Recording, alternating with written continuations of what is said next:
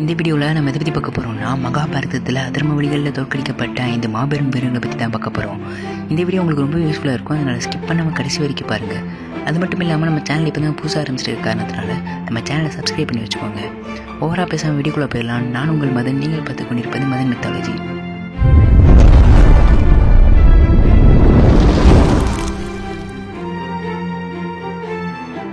இந்த லிஸ்ட்டில் 5th பிளேஸில் இருக்கிறது ஏகலைவன். இவர் வேடர் குல தலைவனான இரணிய தனுஷோட மகன்.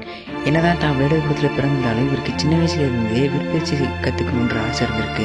அதனால் துரோணாச்சாரியார்கிட்ட போய் விற்பயிற்சி கற்றுக் கொடுக்க சொல்லி கேட்குறாரு. ஆனால் துரோணர் தான் சத்திரியர்களுக்கு மட்டும் தான் விற்பயிற்சி கற்று தருவேன்னு சொல்லி ஏகலைவனை மறுத்துறாரு. இதற்கெல்லாம் மனத்திலராத ஏகலைவன் துரோணர் போல ஒரு சிலையை வடித்து அதற்கு முன்னாடி நின்று மனசை ஒருநிலைப்படுத்திக்கிட்டு விற்பயிற்சி ஆரம்பிக்கிறாரு.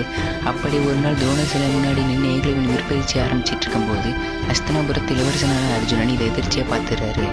ஏகலைவனோட வித்திறமையை பார்த்து வியந்த அர்ஜுனன் அஸ்தினாபுரத்துக்கு திரும்பினதுக்கப்புறம் துரோணர்கிட்ட இதை பற்றி சொல்கிறாரு.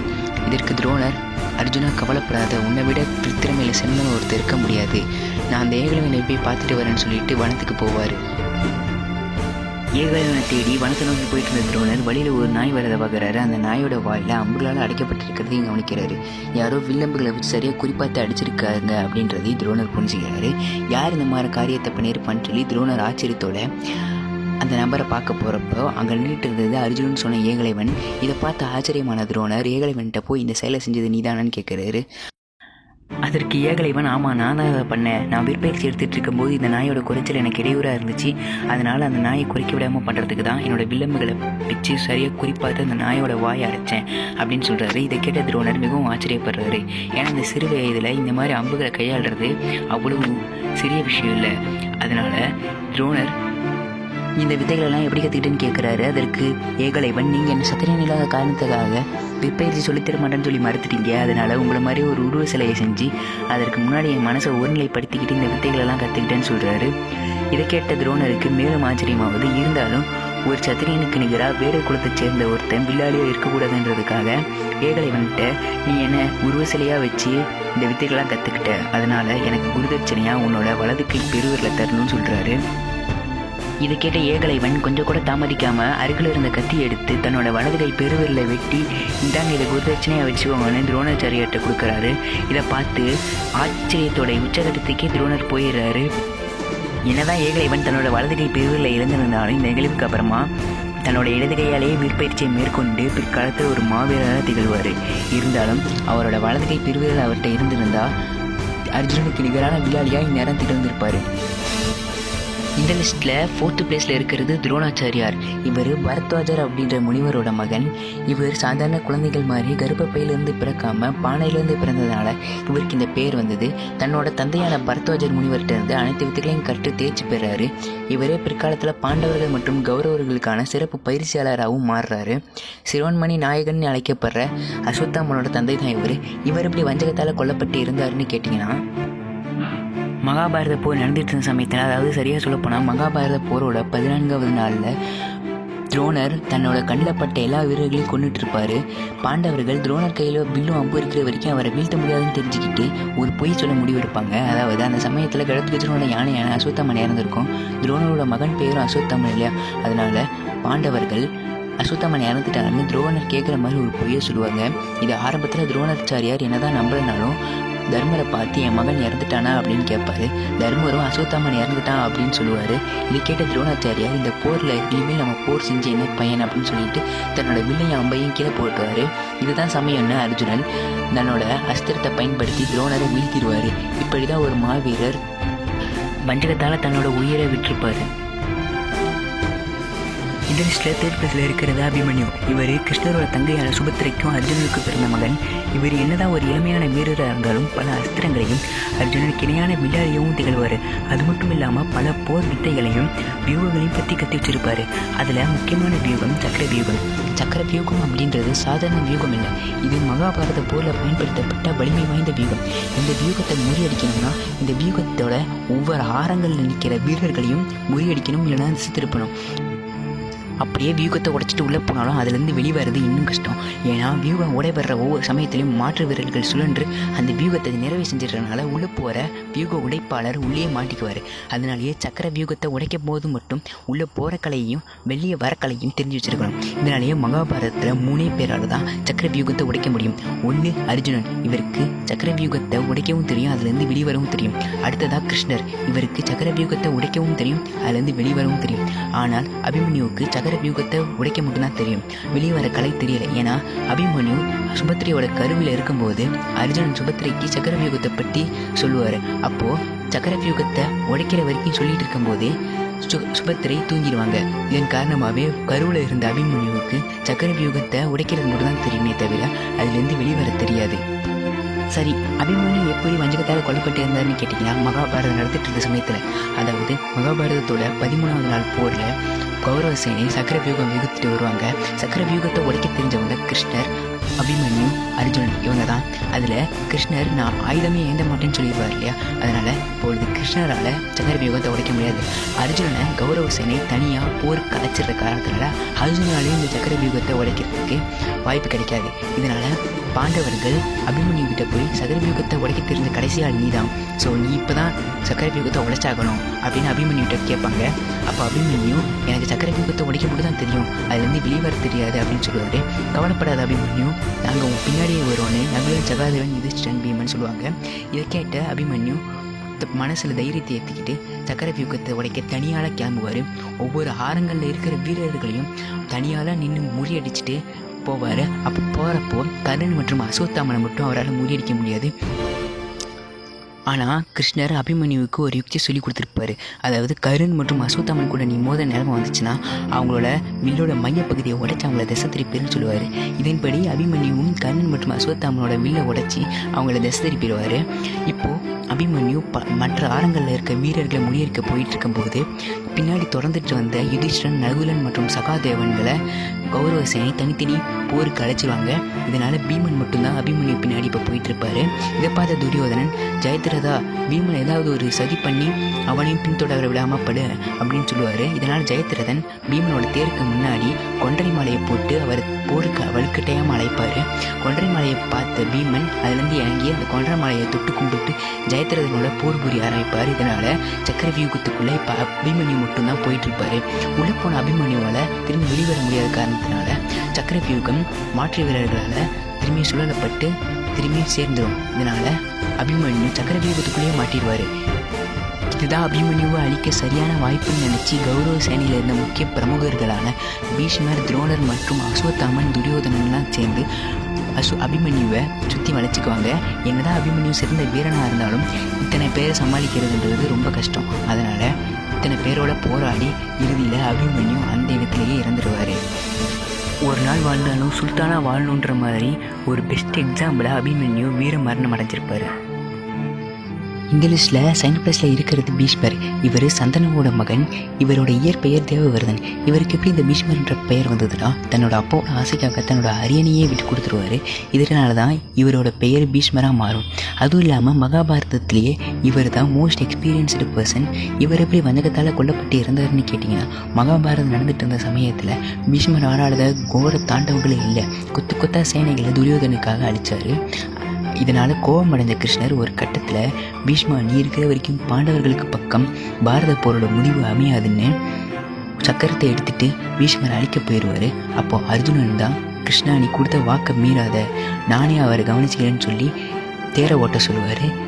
கிருஷ்ணரும் அர்ஜுனோட வார்த்தைகளுக்கு மதித்து தேரை ஓட்ட ஆரம்பிப்பார். என்னதான் அர்ஜுனன் அம்புமலைகளை பீஷ்மர் மேலே பொழிஞ்சாலும் பீஷ்மர் அர்ஜுனுக்கே குரு இல்லையா, அதனால் அர்ஜுனோட அம்புகள் பீஷ்மரை ஒன்றும் செய்யாது. இதனால் பாண்டவர்கள் பீஷ்மரை அழிக்க முடியாத திணறிட்டு இருப்பாங்க. அதனால் மகாபாரதத்தில் ஒரு விதி இருந்தது. அதாவது போர் அன்றைய நாள் முடிவில் கௌரவர்கள் பாண்டவர்களை சந்தித்து என்ன வேணால் பேசிக்கலான்னு ஒரு விதி இருந்தது. இந்த விதியின்படி பாண்டவர்கள் பீஷ்மர் இருக்கிற அறைக்கு போய் உங்களை எப்படி கொல்றது, நாங்கள் எப்படி தர்மத்தை நிலைநிறுத்துறதுன்னு அவர்கிட்டயே போய் ஆலோசனை கேட்பாங்க. தன்னோட இறப்புக்கு தானே வழிவகை செய்த ஒரே வீரர் பீஷ்மர் தான். அதாவது சிகண்டியை என் முன்னாடி நிறுத்துங்க, அவனை நான் எதிர்த்து செயல்பட மாட்டேன். ஏன்னா சிகண்டின்றவர் ஆண் உடம்பத்தில் இருக்க பெண் ஆத்மா. பெண்களை நான் எப்பயுமே போரில் எதிர்க்க மாட்டேன் அப்படின்னு பீஷ்மர் சொல்லுவார். இதை தெரிஞ்சுக்கிட்ட பாண்டவர்கள் 10வது நாள் போரில் சிகண்டியை முன்னிறுத்தி பீஷ்மரை தாக்க ஆரம்பிப்பாங்க. அப்பொழுது பீஷ்மர் சிகண்டி முன்னிருக்கிறத பார்த்து தன்னோட ஆயுதங்கள்லாம் கீழே போட்டுருவாரு. இதுதான் சமயம்னு சொல்லிட்டு அர்ஜுனன் தன்னோட அஸ்திரத்தை பயன்படுத்தி பீஷ்மரை கொன்றுவார். இதை பார்த்த கிருஷ்ணர், அர்ஜுனா அவரோட உடல் பூமியை தொடக்கூடாது, அதனால் ஒரு அம்பு படுக்கையை செய்யின்னு சொல்லுவார்.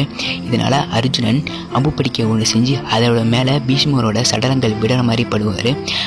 அம்பு படுக்கையில் விழுந்த பீஷ்மரோட உயிர் பிரியாது. ஏன்னா பீஷ்மர்ன்ற பட்டம் வாங்குறதுப்போ அவருக்கு ஒரு வரமும் கிடைச்சிருக்கும். அதாவது அவர் நினைச்ச மாத்திரத்தில் தான் அவரால் சாவ நேரிடுன்றது தான் அந்த வரம். இந்த வரத்தின் காரணமாக அந்த அம்பு படுக்கையில் அவர் உயிரோடு படுத்துட்டு இருப்பார். இதனால் கௌரவர் மற்றும் பாண்டவர்கள் ஒரு மயான அமைதியோட காட்சி அளிக்கப்படுவாங்க. பீஷ்மர் தான் இந்த அம்பு படுக்கையில் இருந்தே மகாபாரத போர் முழுசையும் பார்த்துட்டு இருக்கிறேன்னு சொல்லியிருப்பார்.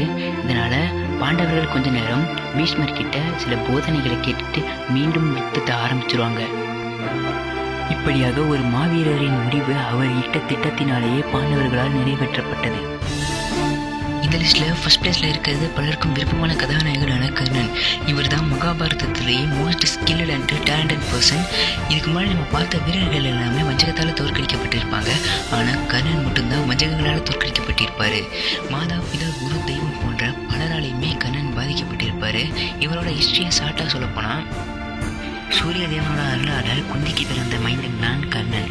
இவர் பிறக்கும் போதே கவச குண்டலங்களோட பிறந்தார். கர்ணன் பிறந்த நேரத்தில் குந்தி தேவிக்கு திருமணம் ஆகாத காரணத்தினால எங்கே தன்னை ஊராக தப்பாக பேசிடுவாங்கன்னு கர்ணனை ஒரு கூடையில் வச்சு ஆற்றுல அமுச்சு விட்டுருவாங்க. ஆற்றோட மறுகரையில் யுதிஷ்டனோட தேரோட்டியால் கர்ணன் எடுத்து வளர்க்கப்படுவார். இதற்கப்புறம் தான் கர்ணனோட சகாப்தம் ஆரம்பிக்கும்.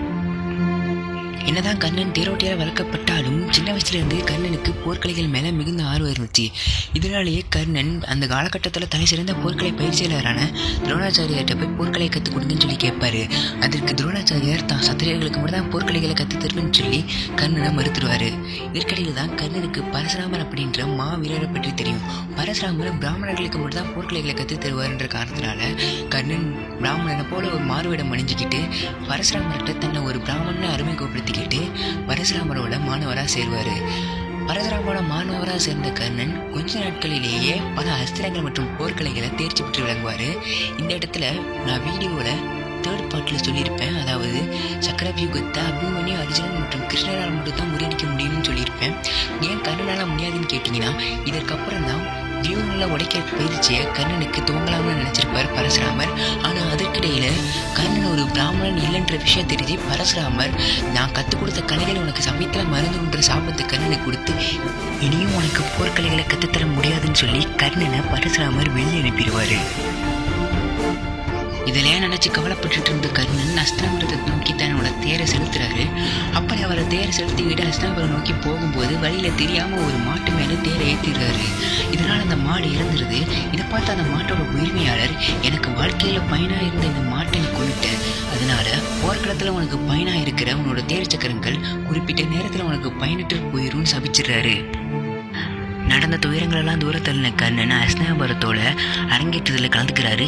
அரங்கேற்றம்னா வேற ஒன்றும் இல்லை, ராஜவம்சத்தை சேர்ந்த இளவரசர்கள் தங்கள் கற்றுக்கிட்டு வந்த போர்க்கலைகளை மக்கள் முன்னாடி அரங்கேற்றி காமிக்கிறது தான் இந்த அரங்கேற்ற சபை. அப்படி நடக்கிற அரங்கேற்ற சபையில் கர்ணன் தன்னோட பால்ய சிநேகிதனான பட்டத்து இளவரசன் துரியோதனனோட அமர்றாரு. அப்படி அமர்ந்து அந்த அரங்கேற்ற சபையை பார்க்குறாரு. இந்த அரங்கேற்ற சபையில் பல இளவரசர்களுக்கும் தங்களோட கலைகளை வெளிப்படுத்திட்டு இருக்காங்க. அப்போ அர்ஜுனனும் தன்னோட அஸ்திரங்களை காமிச்சு மக்களை வியப்படைய வைக்கிறாரு. அர்ஜுனுக்கு நிகரான விளையாடி இல்லைன்னு மக்கள் ஆரவாரம் போட்டுட்டு இருந்த நேரத்தில் நான் இருக்கேன்னு சொல்லி அங்கே ஒரு குரல் கேட்குது. யாருன்னு பார்த்தா கர்ணன். கர்ணன் அர்ஜுனன் கிட்ட, அர்ஜுனா உன்னோட அஸ்திரங்கள் பிரமிக்க வைக்கத்தக்கலாம் இருக்கலாம், ஆனால் என்கிட்ட உன்னோட அஸ்திரங்கள்லாம் படிக்காது. நீ ஒரு சிறந்த விளையாடி நிரூபிக்கிறதுக்கு இந்த அரங்கேற்றத்தில் நீ தோக்கடிச்சாகணும் அப்படின்றாரு. அர்ஜுனன் எனக்கு அந்த சவாலை ஏற்றுக்கிட்டு கர்ணன் கூட மோத தயாராகிறாரு. இதையெல்லாம் தூரத்திலிருந்து பார்த்துட்டு இருந்த துரோணாச்சாரியார் கர்ணன் மற்றும் அர்ஜுனனுக்கு இடையே நடக்கிற சண்டையை எப்படியாவது தடுத்தாவும் நினைப்பாரு. ஏன்னா கர்ணனோட திறமையை பற்றியும் கர்ணன் பரசுராமர்கிட்ட பயிற்சி எடுத்த விஷயங்கள் பற்றியும் துரோணாச்சாரியார் தெரிஞ்சு வச்சிருந்தாரு. இதனால எங்க சண்டை நடந்தால் தன்னோட மாணவனான அர்ஜுனன் தோத்து மனசங்கடத்துக்கு ஆளாகிடுவான்னு சண்டையை நிறுத்தணுன்ற நோக்கத்தோட கர்ணன் கிட்ட போய், இதை பார் கர்ணா, அர்ஜுனன் ஒரு சத்திரியன், ஆனால் நீ ஒரு தேரோட்டியின் மகன். ஒரு சத்திரியன் இன்னொரு சத்திரியனோட மட்டுமே போர் புரியணும், அதனால இந்த போரை நீ பங்கெடுத்துக்க கூடாதுன்னு சொல்லிடுவாரு. இதெல்லாம் கேட்டு அவமானமான கர்ணன் சோகத்துக்கு உள்ளாகிடுவாரு. இதையெல்லாம் பார்த்துட்டு இருந்த கர்ணனோட நண்பன் துரியோதனன் வெகுட்டு எழுதிடுவாரு. கர்ணன் சத்திரியங்களாத காரணத்தினால தானே இப்படி அவமானப்படுத்துறீங்க, அதனால இன்னிலிருந்து கர்ணன் என்னோட நாட்டிலிருந்து ஒரு பகுதியான அங்கஸ்தேசத்தோட மன்னனை நான் அறிவிக்கிறேன் அப்படின்னு சொல்லுவார். இதை கேட்ட மற்றவங்க எல்லாத்துக்குமே ஆச்சரியமாயிரும். ஏன்னா துரியோதனன் சின்ன வயசுலேருந்தே பொறாமை குணத்தோடு வளர்ந்தவர், ஒரு பிடி மண்ணு கூட யாருக்கும் தரமாட்டேன்ற நோக்கத்தோடு வளர்ந்தவர். தன்னோட நண்பனுக்காக தன்னோட நாட்டிலேருந்து ஒரு பகுதியே எழுதி வச்சிட்டாருன்னு சொல்லி துரியோதனனை எல்லாருமே வாழ்த்துவாங்க. அது மட்டும் இல்லாமல் துரியோதனன் அந்த அரங்கத்திலேயே கர்ணனுக்கான அங்கதேசத்து அரசன் பட்டாபிஷேகத்தை செஞ்சு முடிச்சிருவார். இருந்தாலும் நேரதாமதம் காரணமாக அர்ஜுன் மற்றும் கர்ணனுக்கு அந்த இடத்துல போர் நடக்காது. இந்த சம்பவம் நடந்து பல ஆண்டுகள் கழிச்சு தான் பாண்டவர்கள் மற்றும் கௌரவர்களுக்கிடையே மகாபாரத போர் தொடங்க ஆரம்பிக்கும். எப்படியும் பாரத போரில் கர்ணன் மற்றும் அர்ஜுனுக்கிடையே சண்டை நடக்கும்ன்றதை தெரிஞ்சுக்கிட்ட இந்திரதேவன் தன்னோட அம்சத்தால் பிறந்த அர்ஜுனன் எந்தவித பாதிப்புக்கும் உள்ளாகக்கூடாதுன்றதுக்காக கர்ணன் கிட்ட போய் அவர் உடம்போடையே பிறந்த கவச குண்டலங்களை தானமாக கேட்பாரு. இதை கேட்ட கர்ணன் வரவங்களுக்கு வாரி வாரி இருக்கிற தன்மையுடையவர் இந்திரதேவனுக்கு தன்னோட கவச குண்டலங்களை தன்னோட உடம்புல இருந்து ஒரு கத்தி எடுத்து அறுத்து தானமாக கொடுத்துருவாரு. இதையெல்லாம் கேள்விப்பட்ட சூரிய தேவன் தேவலோக வாசிகளுக்கு புத்திர பாசம் இருக்கக்கூடாதுன்ற காரணத்துக்காக இந்திரதேவனை எதிர்த்து ஒரு கேள்வி கூட கேட்க மாட்டாரு. இப்படியாக தந்தையாலும் கைவிடப்பட்ட கர்ணன் எதுக்கும் கவலைப்படாமல் என்கிட்ட ஒரு நாகாஸ்திரம் இருக்கு, அதை வச்சு நான் அர்ஜுனனை மகாபாரத போரில் கொள்வேன்னு சொல்லுவார். நாகாஸ்திரத்தை பற்றி தெரிஞ்சுக்கிட்ட கிருஷ்ணர் குந்திதேவி கிட்ட போய் கர்ணன் தான் உன்னோட மகன், ஆனால் பாண்டவர்களோட உயிர் இப்போ உன் கையில் இருக்கு, நான் சொல்கிற மாதிரி கர்ணன் கிட்ட 2 வரங்களை கேட்டுட்டு வான்னு குந்திதேவி அனுப்பி வைப்பார். குந்திதேவி கர்ணன் கிட்ட வந்து நீ எப்படியும் பாண்டவர்கள் பக்கம் சேர மாட்ட, ஏன்னா நீ துரியோதனுக்கு நன்றி கடன் பட்டிருக்க, ஆனால் உங்ககிட்டேருந்து ஒரு 2 வரங்களை வாங்கிட்டு போக தான் நான் வந்திருக்கேன் அப்படின்னு சொல்லுவாங்க. கர்ணனும் வரங்களை பெற்று வாங்கிட்டு போங்கன்னு சொல்லுவார். குந்திதேவி முதல் வரமாக நீ நாகாஸ்திரத்தை அர்ஜுனன் மேலே ஒரு முறை தான் பயன்படுத்தணும், 2வது வரமாக அர்ஜுனன் தவிர நீ மற்ற பாண்டவர்கள் யாரையுமே கொல்லக்கூடாது அப்படின்றதையும் கேட்பாங்க. கர்ணனும் குந்திதேவி கேட்ட இந்த 2 வரங்களை கொடுத்துருவாரு. அதற்கப்புறம் கர்ணன் குந்திதேவி கிட்ட உங்ககிட்ட நான் 2 வரங்களை கேட்டு வாங்கணும்னு ஆசைப்பட்றேன் அப்படின்னு சொல்லுவார். குந்திதேவியும் அதிர்ச்சி அடைஞ்சிருவாங்க. கர்ணன் நீங்கள் அதிர்ச்சி அடைகிற மாதிரி எந்த வரங்களையும் நான் கேட்க மாட்டேன்னு சொல்லி முதல் வரமாக நான் இறந்த பிறகு தான் என்னோடய உண்மைகளை நீங்கள் மற்றவங்களுக்கு தெரிவிக்கணும்னு சொல்லுவார். 2வது வரமாக நான் இறந்த பிறகு நீங்கள் என்னை உங்களோட மடியில் வச்சு நீங்கள் தான் என்னோடய தாயின்னு ஊரறிய சொல்லணும்னு சொல்லுவார். இதை கேட்ட குந்திதேவி சரின்னு சொல்லி அங்கேருந்து கிளம்பிடுவாங்க.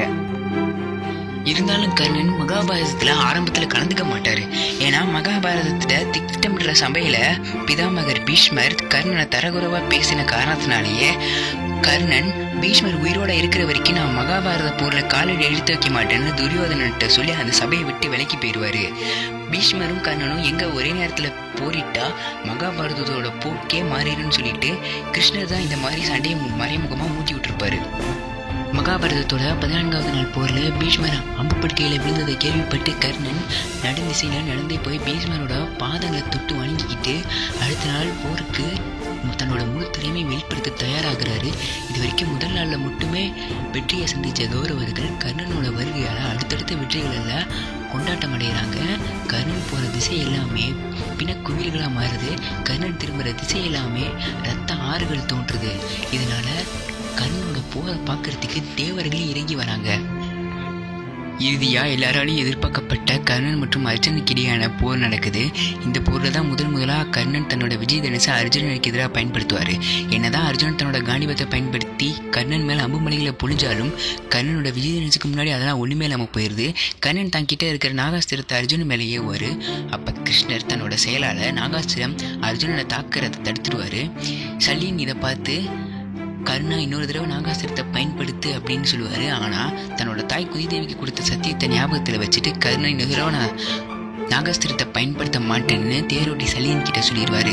இதனால் தேரோட்டி சல்லியன் இந்த தேரை எப்படி நீயே வச்சு நடத்திக்கோன்னு சொல்லிட்டு அந்த இடத்த விட்டு போயிடுவார்.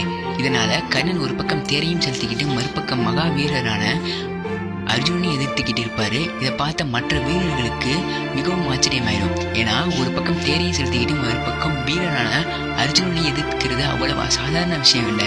இதனாலேயே அர்ஜுனோட புகழை விட அந்த ஒரே நாளில் கர்ணனோட புகழ் பல மடங்கு உயர்ந்துருது.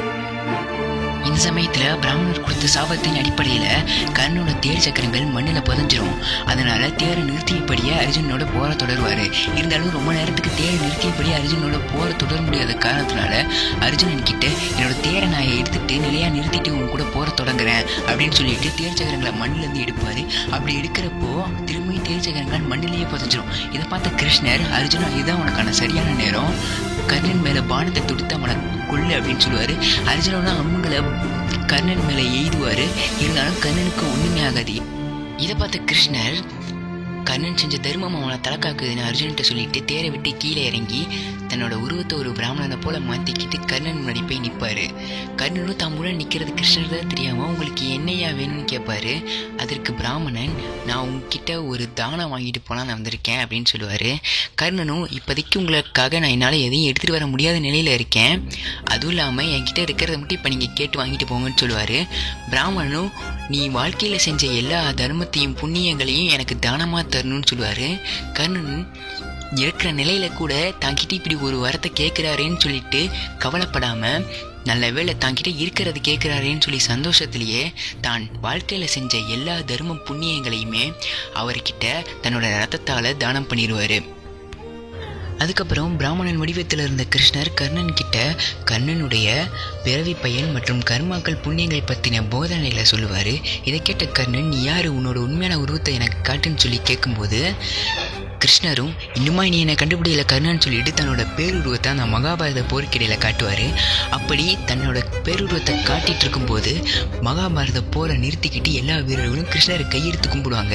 இந்த சமயத்தில் கர்ணன் தன்னோட மனசுக்குள்ளே, கடவுளான நீ என்கிட்ட இருந்து தாய் தந்தை உறவினர்கள் மற்றும் நண்பர்களை பிரித்தாலுமே என்னோட தர்மம் மற்றும் வீரத்தால் கடவுளான உன்னையே என்கிட்ட கையேந்த வச்சுருக்கேன், இது தவிர எனக்கு என்னோட பிறவி பயனில் வேறு என்ன தேவைன்னு சொல்லிட்டு பெருமிதத்தோட ஒரு சிரிப்பை சிரிப்பார்.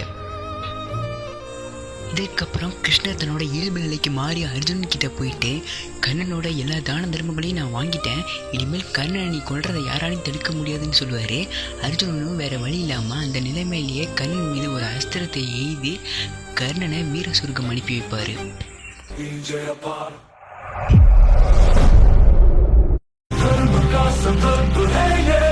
न्याय की हो पुकार, जहां मेरे कृष्ण खड़े हो, हमेशा बनी जय अपार।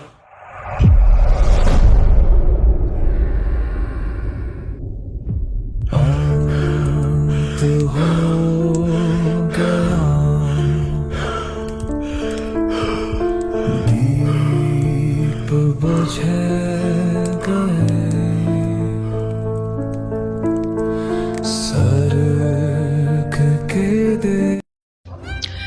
கர்ணன் இருந்த செய்தியை கேட்டது குந்தி தேவி கர்ணனை தான் மடியில் வச்சுக்கிட்டு, இவன் தான் என்னோட மகன்னு பாண்டவர்கள் மற்றும் கௌரவர்கள் எல்லாத்துக்கும் கேட்குற மாதிரி சொல்லுவாங்க. அதன் பிறகு கிருஷ்ணர் வந்து கர்ணனுடைய வரலாறு எல்லாத்தையுமே கௌரவர் மற்றும் பாண்டவ சேனைக்காக சொல்லுவார்.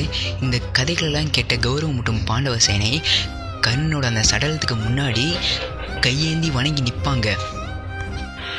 அது மட்டும் இல்லாமல் ஒரு பிடி மண்ணு கூட தரமாட்டேன்னு சொல்லிட்டு கடவுளையே எதிர்த்து நின்ற துரியோதனன் முதலாக எல்லாத்துக்கு முன்னாடி வணங்கி நின்று கர்ணனுக்கு மெரி சடங்கு செய்யணும், தயவு செஞ்சு தற்காலிகமாக போகிற நிறுத்துங்கன்னு கெஞ்சி கேட்பாரு. இதை வச்சே கர்ணன் மற்றும் துரியோதனுக்கிடையான நட்பை நம்மளால் தெரிஞ்சுக்க முடியுது.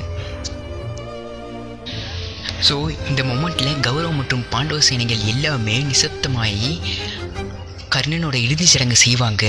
மகாபாரத போர் ஆரம்பிச்சிலிருந்து முடிகிற வரைக்கும் கர்ணனோட இறப்பில் மட்டும்தான் கௌரவ சேனை மற்றும் பாண்டவ சேனையோட யுத்தம் சிறிது நேரம் நின்றுது. பிதாமகர் பீஷ்மர் இறந்தப்போ கூட அங்கங்கே யுத்தங்கள் நடந்துட்டு தான் இருந்தது. ஃபைனலாக என்னதான் ஒருத்தர் நல்லவனாக இருந்தாலும் அவன் போகிற பாதைகள் அடிப்படையில் தான் அவனுக்கான கர்ம பலன்கள் அமையும் அப்படின்றத கர்ணன் கதை மூலமாக நம்மளால் தெரிஞ்சுக்க முடியுது.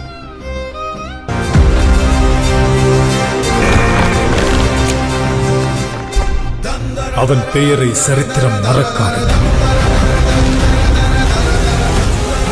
சூரியபுத்திரன் வைகர்த்தனன் கர்ணன்.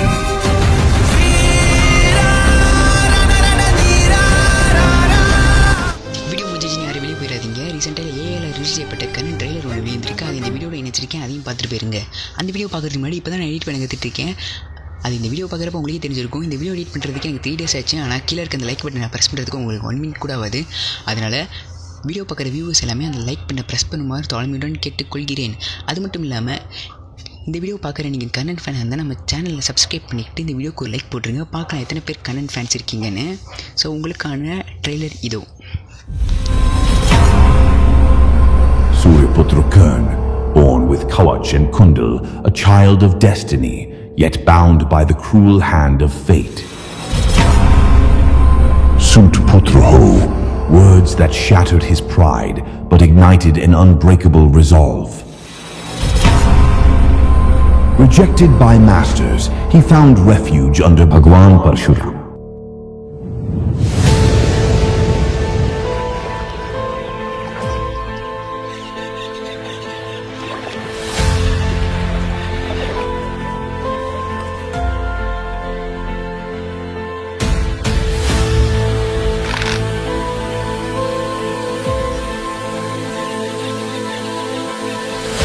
यह विजय धनुष है पुत्र, इसे स्वीकार करो।